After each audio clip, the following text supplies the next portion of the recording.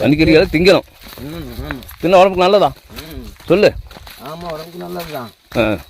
பனிக்கறியெல்லாம் தின்னணும். சரி, நீ சொன்ன மாப்பிள்ள நாளைக்கு 2 கிலோ வறுத்து போடலாம். பாட்டனும் கொடுக்கலாம். வயசான காலத்தில் உள்ள வேணுங்கிறது சாப்பிட்டு மனம் கோனா சாப்பிட்டு. ஆமாம். நாளைக்கு ஒரு 2 கிலோ வறுத்துடலாம். அங்கே வீட்டில் விட வெயில் அடிக்குமையா வாசலில். ஆற்றுக்கு வந்துட்டு அந்த பொங்க மரத்து நிழலுக்குலாம் நிழல் தண்ணியும் பக்கத்துலேயே இருக்குது. தண்ணியும் மோண்டுக்கலாம்.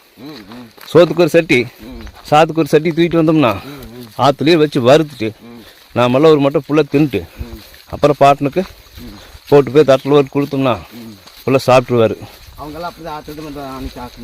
ஓ சரி, சொன்னாங்க ஆற்றுல பனிக்கறி வருத்தோம்னா நாங்கள் இந்த மேல்காட்டு பசங்க ஆற்றுல பனிக்கறி வருத்தோம்னா நீங்கள் தான் காணோம் அப்படின்னு சொன்னாங்க.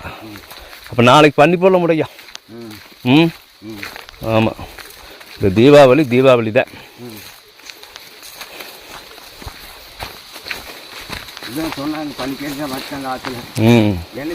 இந்த தீபாவளியை சிறப்பாக பன்னிக்கறியோடு கொண்டாடுறோம் நாம.